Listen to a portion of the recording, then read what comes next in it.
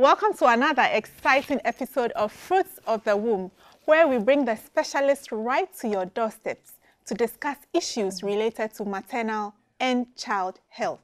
My name is Dr. Vera Bayu. In today's cosmopolitan world, it's inevitable to leave your children with either a nanny, house help, a relation, or a teacher because you have to work. Have you ever wondered what happens to your little angels when you are away? Today on Fruits of the Womb, we discuss child abuse. We'll go for a quick break. When we come back, I'll introduce my guest and we'll dig right into the topic. So stay tuned. Your presence has changed my life.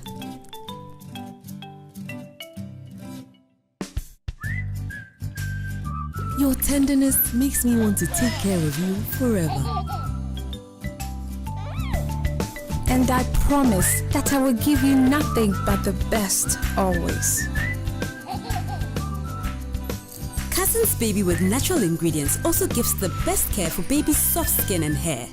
Cousin's Baby, growing together naturally.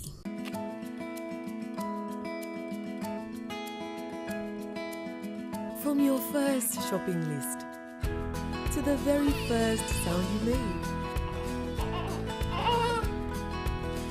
to your first bath, your first date, you've brought me so much joy, and I promise to always protect you. Camel Baby Antiseptic with a mild formula protects your baby's delicate skin from germs and bacteria. And we're back. This is Fruits of the Womb, brought to you by kind courtesy of Cousin's Baby and Camel Baby Antiseptic. Let's stay interactive. Join us on our Facebook page. Go to Facebook, type Fruits of the Womb, and you can post your questions, comments, or contributions. We're also streaming live on YouTube and our Facebook page as well. Today on Fruits of the Womb, we are discussing child abuse. And to help me discuss this very, very, very important topic are two lovely ladies in studio. On my extreme right is Dr. Hilda Mantebia-Boy. She is a resident pediatrician at the Kolebu Teaching Hospital, as well as the secretary of the Pediatric Society of Ghana, Greater Accra Division. You're welcome, Hilda. Thank you, Vera. And on my immediate right is Dr. Nanaya Echaboni. She is also a resident pediatrician at the Kolebu Teaching Hospital. You're welcome, Mrs. Bonnie. Thank you. You're looking very lovely, by the way. Thank you. Thank you. So today we are discussing child abuse, a very important issue but rarely talked about, and it's happening. What is child abuse in the first place? Okay, so children are supposed to be brought up in love or to grow in an environment where there's peace, there's security, and there's a lot of love. If that doesn't happen, then it means that there's a form of child abuse going on. So any treatment that is given to the child that negatively affects or impacts on the growth and development of the child constitutes child abuse. And what are the forms of child abuse? There are various forms. Some of them include the physical abuse, the emotional abuse, sexual abuse, exploitation, and neglect, which is often overlooked. But neglect occurs where, for instance, the child is sick and is supposed to receive medical attention, but is kept in the house or sent to another place where they are not supposed to be sent to. So, I mean, these are the various forms of child abuse. Echan, how prevalent is it in Ghana? So child abuse is really prevalent. I mean, it's on the ascendancy. According to statistics from DOFSU, the incidence of child abuse cases that have been reported over the past 10 years have really been on the ascendancy. It's gone as high as to about 30 to 40% according to their statistics. Wow, that's high. Yes, and very alarming. Yeah. Very, very alarming. And I'm sure even of this 30 to 40%, there are so many cases that are unreported. Yes. So that is really significant. But what are some of the factors that lead to child abuse? You talked about emotional, physical, sexual. Putting them all together, what are some of the factors that can contribute to abuse? Okay, so the factors that lead to child abuse are varied. Like Hilda was saying, a child is supposed to be brought up in love, and our ideal environment should be a mother and a father. So if you have a home, then you know that the child will be brought up well, where you have both parents around. But then when this home is broken, so when you have broken marriages, okay, then it means that father is living somewhere, mother is living somewhere, child either stays with auntie or stays with uncle, and then the monitoring of the child becomes disrupted. Now, that in itself brings about single parenting. So if the mother is unable to take care of the child very well, you have difficulties bringing up the child, then there could be lapses, and then it could lead to child abuse. Yes. Poverty could also bring about child abuse. Hilda spoke about neglect. So what will cause a parent to neglect the needs, the basic needs of the child, such that when the child becomes so ill, the parents cannot take the child to the hospital. If the parent is financially constrained, it means that she cannot take care of the child, and then that in itself will lead to child abuse. And I think another way poverty contributes to child abuse is some children are forced to go and hawk on the streets. Yes. Exactly. And that's also a form of abuse. Is a form of child abuse, and that is an economic abuse of the child. Or exploitation, where the child has to go and either fend for himself or herself, or get some money in to care for the rest of the family. Any other factors? So Hilda? poor parenting skills is also another factor, where the parents are not good parents, basically. So they don't really know how to care for the children. They don't have the time to care for their children, and they are not mindful of the things that will expose their child to child abuse. So the poor parenting skill. Another thing is the alcohol abuse, drug abuse. If you have a home where even if the father and the mother are together in the home, let's take for example the mother is a drunkard. How will this drunkard be able to take care of her 2-3 children in the house well? So, I mean, she herself becomes a risk to the children. So these are some of the factors that can cause child abuse in Ghana or And I think a couple of months ago, if not a year, the world, if not Ghana and Africa at large, was outraged by a leaked video of a house help who was maltreating a child. Yeah. And I think several other videos have come out after that. What are some of the factors that can lead to that as well? Because a lot of mothers these days, young mothers, are working. They can't be there at home 24 hours because they need to work. Okay. So I think that is very important that before you leave your child in the care of somebody, I mean, mothers have to work at a point. After the maternity leave is over, definitely you have to go to work if you have work to go to. So you need somebody who is trusted to care for your child. Ideally, the child's grandfather being around is very helpful. But if you don't have that, then the nannies or the house helps come in. But before you leave your children with them, you need to know what their background looks like. The educational background is important because sometimes the ignorance can cause them to abuse the child. The ignorance of what to do when something happens can cause them to abuse a child. Another thing is that they may just not know how to love a child or care for a child because they may not have been brought up in love themselves. So that's where the love and the good environment for upbringing plays a very good role. So you should observe them taking care of the child. So before you go to before you leave your children with them, have some time that you're observing them. You're observing how they are handling their children when they know you are watching, and how they are handling their children when they don't think you are watching. So all those cues, how the children accept them or how the children behave around them, these are all cues that will give you an idea whether your child is in good hands or not in good hands. Another thing you can do is let neighbors keep an eye for you. Maybe if they hear abnormal cries or funny sounds, I mean, they check for you so that they can let you have an idea. Nanny camps have also been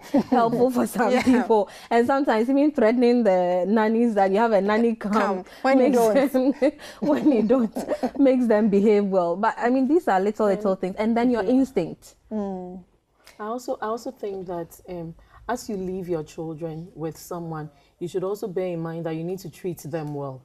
So if you treat them well, it means that the same kind of treatment will be meted out to your children. Because, I mean, forgive me to say that some parents are very unpleasant to their helps or their nannies. So if you are not treating them well, you don't expect that in your absence your child will be treated well. Yes, so you need to be very, very careful when you are doing that. So, Echan, what are some of the signs or symptoms that a child who is abused may present with that a parent can look out for or a teacher can look out for? Okay, so with that, we'll talk about it in specifics. So let's say if you have physical abuse. So let's look abuse, mainly at physical and then sexual abuse, because these are the two major forms of abuse that we encounter. Okay, so with physical abuse, usually you have an external force being meted out onto the child, and then it leaves certain marks on the child. So you could have cane marks,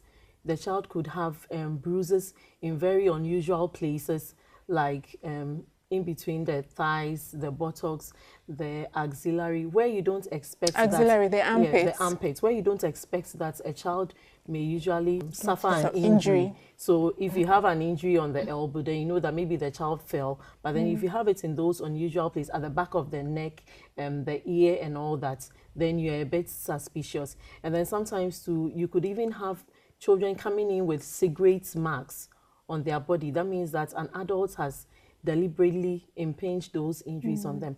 And then sometimes you could have shapes of objects on certain parts of their body, like iron marks. Okay, those things raise a lot of suspicions. Then when you come to sexual abuse, so for children, you could have them having recurrent vaginal discharge. Some of them will present with symptoms of recurrent urinary tract infections, where they have dysuria, they have frequency of my viewers don't understand dysuria. So dysuria, they have pain when on passing urine. Okay. Yes, sorry. So they have pain on passing urine. So those signs, I mean, those are the symptoms that sometimes they may present with. And then if you have a child who usually used to be very active in class and then all of a sudden becomes withdrawn, you need to have a high index of suspicion. It means that there might be something going on with a child. And then if you have a child who suddenly becomes very much aware of her environment and then wants to flaunt her body, takes very much interest in herself, wants to do makeup, wants to look good virtually, and wants to look attractive to the opposite sex, you need to be suspicious, or you need to have your index of suspicion high. So Hilda, any other signs that caregivers, parents can look out for? Okay, so if suddenly a girl starts walking abnormally or your daughter starts walking abnormally, you should have questions in your mind. When there hasn't been a fall or anything to cause stress or to cause the child to get hurt, then you should start wondering what is going on. Another thing is that often we tend to look out for it in the girls, but the boys are also being abused or being sodomized. So that's another thing we should look out for. If suddenly the child is starting to leak stool or is not able to hold the stool and is suddenly leaking stool, it's something to look out for. And maybe even the bedwetting, somebody who is able to sleep throughout the night without wetting the bed, suddenly this child is wetting the bed, then you should have questions in your mind. Maybe the child has been traumatized or has been stressed out by something and is regressing or going back to the time before the current development.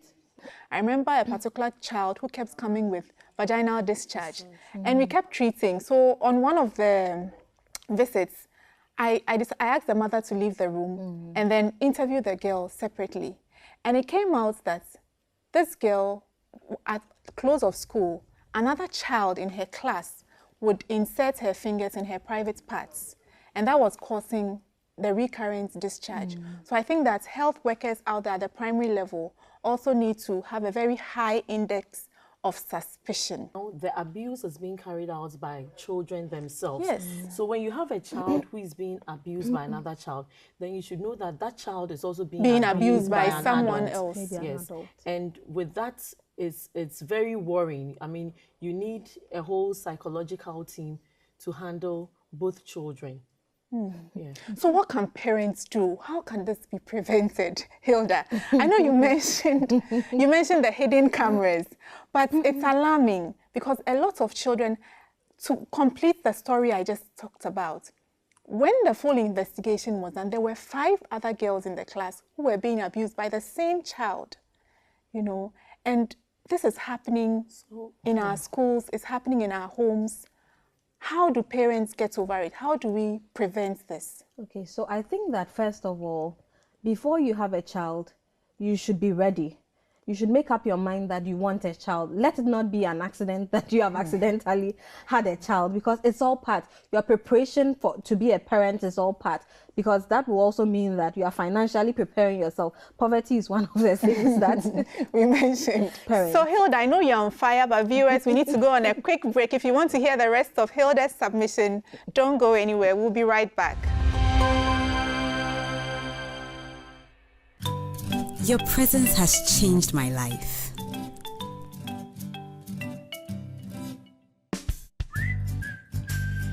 Your tenderness makes me want to take care of you forever.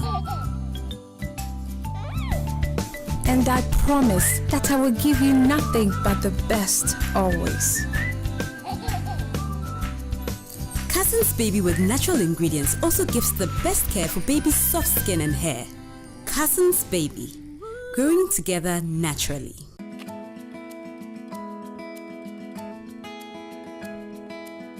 From your first shopping list to the very first sound you made, to your first bar, your first date. You've brought me so much joy, and I promise to always protect you. Camel Baby Antiseptic with a mild formula protects your baby's delicate skin from germs and bacteria. So welcome back. This is Fruits of the Womb, brought to you by kind courtesy of Cousins Baby and Camel Baby Antiseptic. Join us on our Facebook page. Go to Facebook, like our page, type Fruits of the Womb, and you can post your questions, comments, and contributions. We're also streaming live on Facebook and YouTube. We are discussing child abuse. And before we went on the break, Hilda was telling us how we could prevent abuse from occurring in our children. Okay, so don't become a parent by accident. That's one. Prepare financially to take care of the children, because neglect is a form of child abuse. If you don't have money to take care of them, they are at a higher risk of child abuse.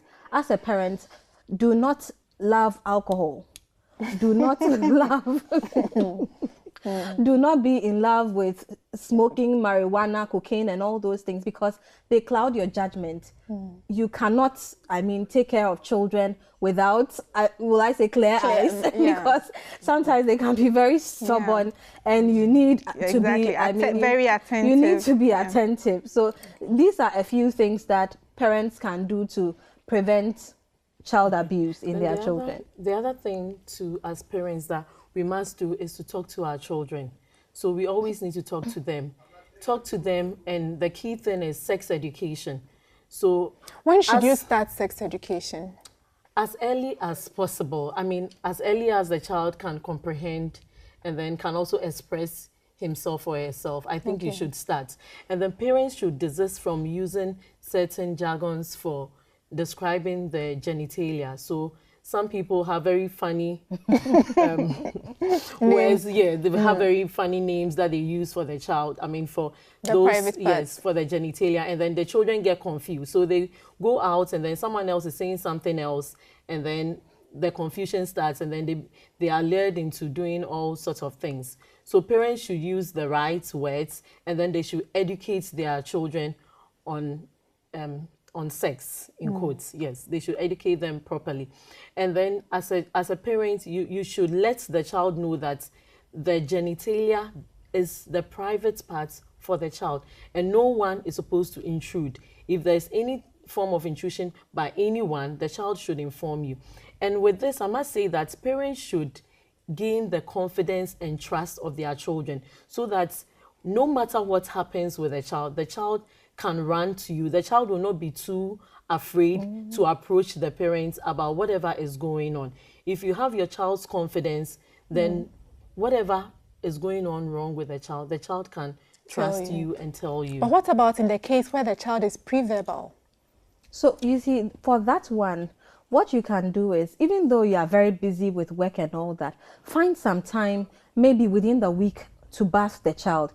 Just that act alone helps you, because to identify if there are any bruises on the body. You know your child, you will see if something is going on, and by the time they even start talking, they'll tell you, maybe, mommy, I have pain here, or daddy, this place is paining me. Then you can start asking your questions. Oh, what happened, or blah blah blah. But otherwise, if somebody is always doing that work, you never get to see what is going on with them, I mean, privately. And because by the time you will see, it's too late. But if you have time that you see them naked, let me just put it that way, if you see them naked, you'll be able to spot any subtle changes that have started occurring in the children, be it physical abuse or even the sexual abuse. They are then more likely to open up to you. And in the bathroom, you are most likely to be alone with them. So if the person who is abusing them is not in the house, I mean, is even in the house, they are not afraid in the bathroom to tell you, oh, this is what happened, or this is what happened. And another thing that I want to mention here is parents should also adopt new parenting skills and desist from corporal punishment, because I mean, there's a very thin line between corporal punishment and then physical abuse. Also, this one is the debate one. And the other thing too is, you don't know the extent to which you can go when you are meting out corporal punishment. You need to control your temper. So as much as possible, parents are supposed to cool down if a child, before they administer the corporal punishment. Exactly. Okay, so viewers, as you know, every week there's a question of the week where we ask a question on what has been discussed in studio. And if you get the answer right, you might win a prize from our sponsors. So for this week, the question is... Bruise marks on the thighs and back may be signs of abuse. A. True. B. False.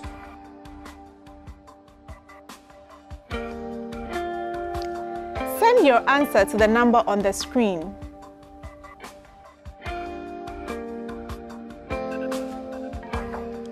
Let's check out last week's winner.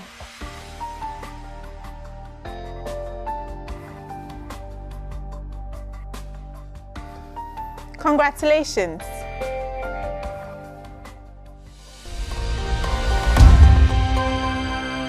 Yes, so any long-term effects of physical or sexual abuse on our children?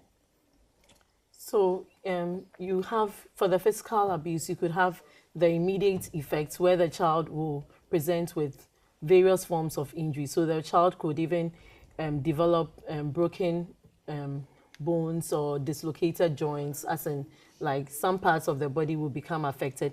It can even lead to certain parts being lost. I mean, there was a story where somewhere in Kumasi, a child's hand was dipped in hot water and the child ended up losing all the fingers. So it could be very injurious to the child's health.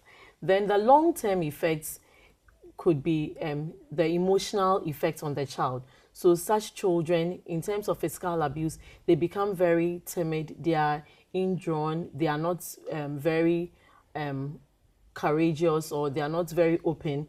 And such children are said to carry out the same type of treatment as they grow old. Yes. Okay, so for the long-term effect, some of the other things that we see, apart from being timid, some of them may end up going overboard.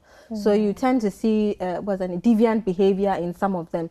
Some of them may end up being prostitutes or miscreants. Thieves or armed robbers, just meeting out. Just abuse to others. Abuse to others. So briefly, what are the treatment options for abused children? So you will do treatment options available, and then Hilda, briefly, what a parent should do if they think their child has been abused. Okay. So for the treatments, you need a very holistic approach. So you need the input of the parents, because it's going to be a long-term treatment, as we've said. And then the pediatrician also will play a very important role. Now, where you may have injuries such that it becomes very detrimental to the child's health status, the child may need surgery. So you need the input of a pediatric surgeon. Now, the other thing that we also know that they might have are the emotional effects. So you need a psychologist a clinical psychologist who will sit down with the child and then help the child come out of this abuse that the child has suffered. And then this in itself will help integrate the child back into society. Now, you also need the input of a social worker or the public health nurses who will follow up the children in the society. As we know, the children will be going back into the community. Society. Exactly. And then in managing this case too, we also employ other arms of government, like you need a judiciary. They also help us in managing the children, because for some of them, we know that, I mean, they have to be prosecuted. Yes, because it's a criminal for most offense. of them, it's a criminal offense, so they have to be prosecuted. And then the police is involved here, the domestic violence and victims support units are involved in the management of such victims. Okay. So Hilda, what should a parent do if they suspect their child has been abused? Where do they turn to? Where's the first point of call? So if you suspect your child has been abused, go to hospital, the nearest hospital, where the doctors will see the child, examine the child, perform any tests necessary, and then the police will be involved. The other people that Dr. Bonnie mentioned will also be involved to help in the management. So the first point of call is the hospital, so that the child receives medical attention. Okay, let me just add on that because, you know, we are living in an evidence-based society now. If your child has been abused and then you wait 2 days, 3 days, a week, we'll lose the evidence. So you need to go to the hospital immediately. Some parents go ahead and even bath the children, and then before all coming the to the hospital, yes, are lost. Yeah, exactly. And you know, we need the evidence. So when you come to the hospital, the team is trained such that they are going to take pictures, they are going to carry out the examination findings, and then it will be recorded duly, and then it will be presented in court if the matter has to be taken there. So briefly, your final words, because our time is up. Hilda. Okay, so essentially our children are our future. If we abuse them now, we don't have a good future. So let's protect them, let's care for them well. Okay. So parents are supposed to be on the lookout for any signs of child abuse, just like we've spoken about. And parents are supposed to be always very watchful and mindful of their children. They should always inspect, they should always be very concerned about whatever goes on in the child, and not always chasing after money. Thank you so much, Dr. Hilda Mantebia Boy and Dr. Echa Bonnie, Nanaya Echa Bonnie of Kolebu Teaching Hospital. So viewers, this has been Fruits of the Womb. We discussed child abuse. And remember that child abuse may be in the form of physical, sexual, or emotional abuse. Have a high index of suspicion and report immediately if you observe any unusual signs or symptoms in your child. I hope to see you same time next week. My name is Dr. Vera Bayu. Remember that God loves you. Stay blessed.